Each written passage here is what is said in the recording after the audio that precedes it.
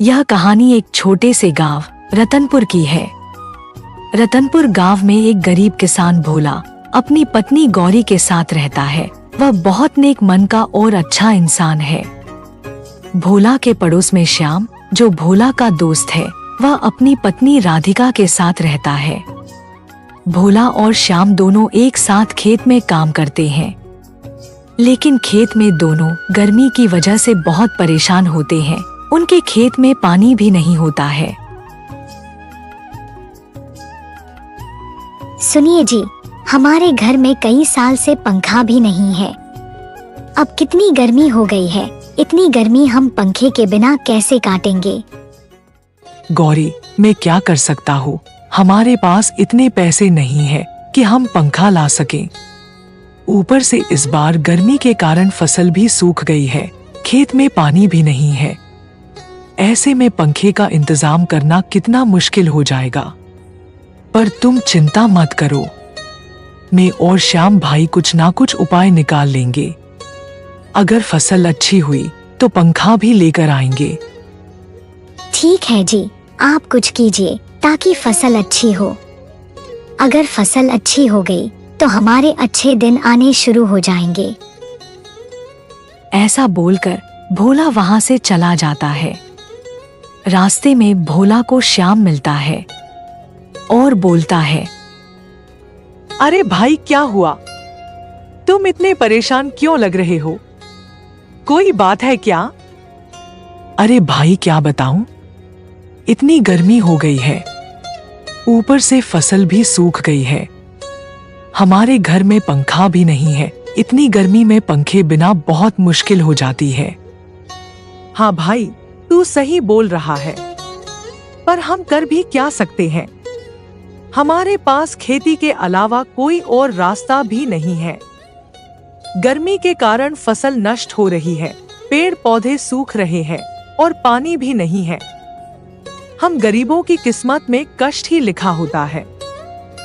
ऐसा बोलकर दोनों खेत में चले जाते हैं। उधर राधिका और गौरी कुएं से पानी लेने के लिए जाती है। गांव में सिर्फ एक ही कुआं है और वो भी बहुत दूर है। राधिका और गौरी जाकर देखती है तो कुआं खाली होता है। कुएं में पानी की एक बूंद भी नहीं होती। अरे राधिका, ये क्या? कुएं में तो पानी ही नहीं है। बिना पानी के हमारा क्या होगा? पूरे गांव में यह एक ही कुआं था और ये भी अब खाली हो गया है। अब क्या करें? हाँ गौरी, इतनी गर्मी में पानी के बिना गुजारा करना नामुमकिन है। श्याम और भोला भैया भी खेत में सारा दिन काम करते हैं। बिना पानी के उनसे काम भी नहीं हो पाएगा। ऐसे में तो सब बर्बाद हो जाएगा।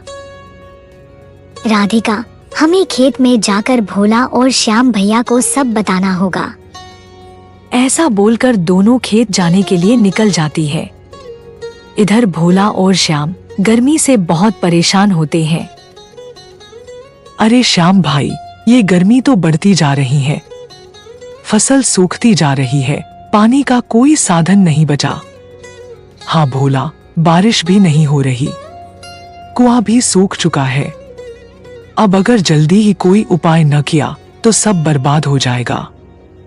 इतने में राधिका और गौरी आ जाती है और सारी बात बताती है। इतनी गर्मी में पानी के बिना अकाल आ जाएगा। अब क्या करें? भगवान भी हम गरीबों की तरफ नहीं देखते हैं। अब हम किसके भरोसे जीवन यापन करेंगे? हमें कुछ करना होगा। गांव के बाकी किसानों से बात करनी चाहिए। अगर हम सब मिलकर एक नया कुआं खुदवाएं तो शायद समस्या हल हो जाए। लेकिन भाई, कुआं खुदवाने के लिए बहुत पैसे चाहिए होंगे। हमारे पास तो खाने तक के पैसे नहीं हैं। ऐसे में हम सब क्या करेंगे? अगर हम सब किसान थोड़ा थोड़ा करके पैसे इकट्ठे करें तो शायद काम बन जाए।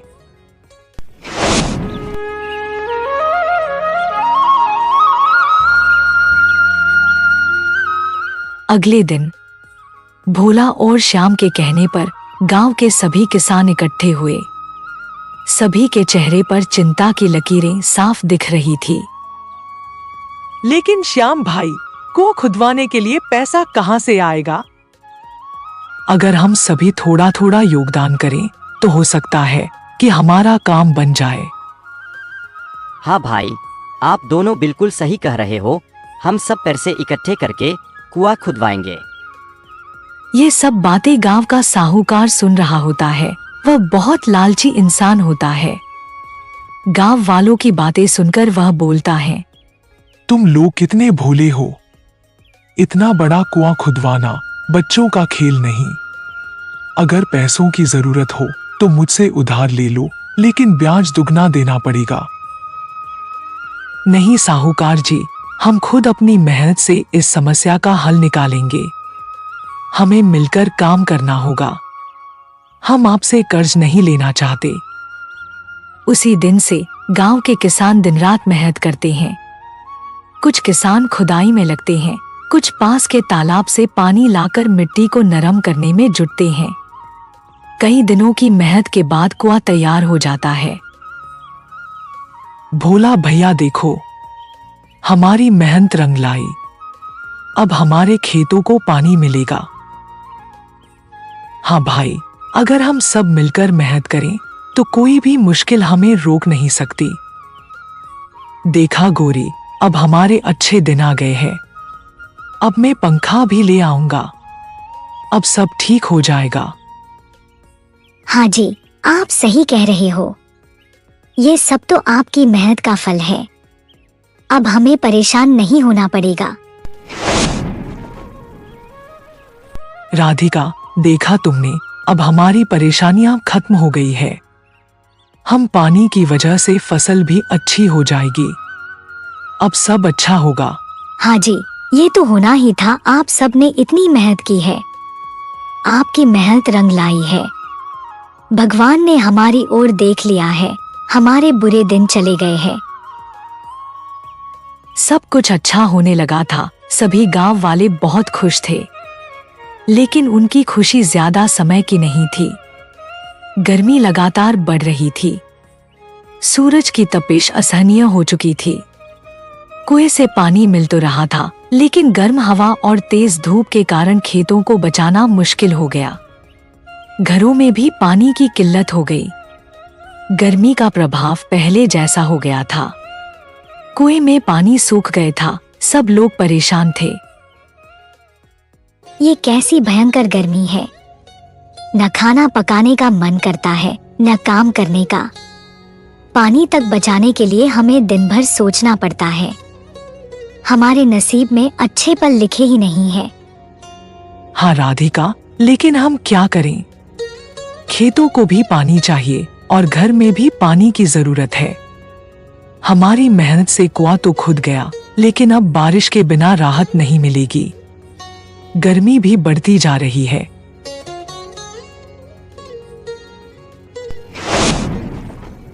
सुनिए, अब तो कुएं का पानी भी कम हो रहा है। अगर कुछ ही दिनों में बारिश न हुई तो क्या करेंगे? फिर से गर्मी के कारण पानी का अकाल पड़ जाएगा। ऐसे में सब कुछ मुश्किल हो जाएगा। यही चिंता तो सबको है गौरी, लेकिन इस बार तो ऐसा लग रहा है कि भगवान भी हमारी परीक्षा ले रहे हैं। हम गरीबों का भगवान के अलावा कोई और सहारा नहीं है, लेकिन भगवान भी हमारा साथ नहीं दे रहे हैं। ऐसा मत बोलिए जी, भगवान के घर में देर है, अंधेर नहीं। हम जैसे गरीबों की भगवान सहायता करते हैं। आप भगवान पर भरोसा रखिए, सब ठीक हो जाएगा। गर्मी के कारण सब लोग परेशान थे। ज्यादा गर्मी होने की वजह से लोग बीमार होने लगे थे। गरीब किसान के पास इलाज करने के लिए पैसे भी नहीं होते हैं। एक दिन राधिका, गौरी, भोला और श्याम आपस में बात कर रहे होते हैं। हमारे गांव के सभी लोग बीमार हो गए हैं। अगर ये सब ऐसे ही चलता रहा तो सब कुछ खत्म हो जाएगा। श्याम भैया, आप बिल्कुल सही कह रहे हो। हमने कुछ नहीं किया तो इस बार ये गर्मी सबको ले डूबेगी। हाँ गौरी, गांव में अधिकतर लोग बीमार हैं। हमें उनकी सेवा करनी चाहिए। हमें गांव वालों की सेवा के साथ उनका इलाज भी कराना चाहिए। हमारे गांव में डॉक्टर की सुविधा भी नहीं है।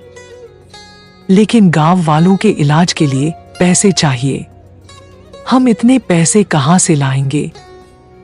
श्याम भाई, गांव वालों को बचाने के लिए हमारे पास जितने पैसे हैं उनको इकट्ठा करके सबका इलाज कराना चाहिए। हाँ जी, मैं और राधिका भी अपनी सोने की चीज गिरवी रख देंगे ताकि गांव वालों की मदद कर सके। ऐसा बोलकर उसी दिन से चारों गांव के लोगों की सेवा करने लगते हैं और इलाज भी करवाते हैं। धीरे धीरे सब गांव वाले ठीक होने लगते हैं।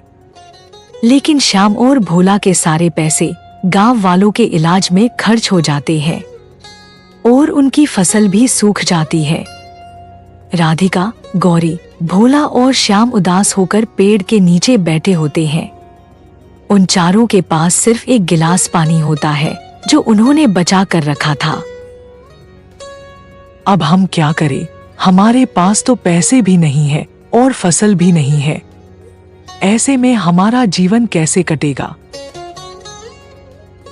सब लोग उदास होते हैं। तभी एक साधु बाबा वहां पर आते हैं और बोलते हैं, बेटा, गर्मी बहुत ज्यादा है। इसी गर्मी में गांव में कहीं भी पानी नहीं मिल रहा है। क्या आप मुझे पानी दे सकते हो? बेटा, मैं बहुत दूर से आया हूँ। ऐसे में मेरी हालत बहुत खराब है। अगर मुझे पानी मिल जाए तो आप लोगों का बहुत बड़ा एहसान होगा। जी बाबा, जरूर।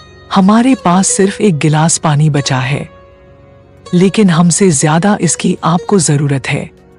इतनी गर्मी में आप बहुत दूर से आए हैं। आप पानी ले लीजिए। ऐसा बोलकर भोला बाबा को पानी दे देता है। पानी पीकर बाबा बोलते हैं, बेटा, आज आप सब ने दिखा दिया कि इंसानियत क्या होती है। मैं आप लोगों से बहुत खुश हूँ। आपने मेरी मदद की है, अब मैं आपकी मदद करूंगा। क्या मतलब बाबा? हम कुछ समझे नहीं। तभी अचानक से एक रोशनी उत्पन्न होती है और भगवान शिव अपने असली रूप में आ जाते हैं। भगवान शिव को देखकर सभी भावुक हो जाते हैं। बेटा, मुझे पता है आप सब बहुत परेशान हो। मैं आपकी परेशानी खत्म करने आया हूँ। आप सबने गरीबी में और तपती गर्मी में सबकी इतनी सहायता की है। खुद के पास पीने के लिए पानी नहीं है, फिर भी मुझे पानी पीने के लिए दिया। मैं तुम चारों के सच्चे मन और सबके प्रति सेवा भाव देखकर बहुत खुश हूँ। आज से तुम चारों की वजह से पूरे गांव वालों की परेशानी खत्म हो जाएगी। ऐसा बोलते ही हवा चलने लगती है और सभी लोगों को गर्मी से राहत मिलती है। थोड़ी देर बाद बारिश होने लगती है, जिससे खेतों में पानी जाने से फसल अच्छी होने लगती है। कुएं में भी पानी भरने लगता है। धन्यवाद भगवान जी, आपकी बहुत बहुत मेहरबानी है हम पर। आपने हमारी बहुत बड़ी मदद की है। बेटा, मैं मेरे सच्चे भक्त और नेक मन के इंसान की हमेशा मदद करता हूँ। मैं अपने भक्तों को कभी अकेला नहीं छोड़ता। ऐसा बोलकर भगवान जी गायब हो जाते हैं।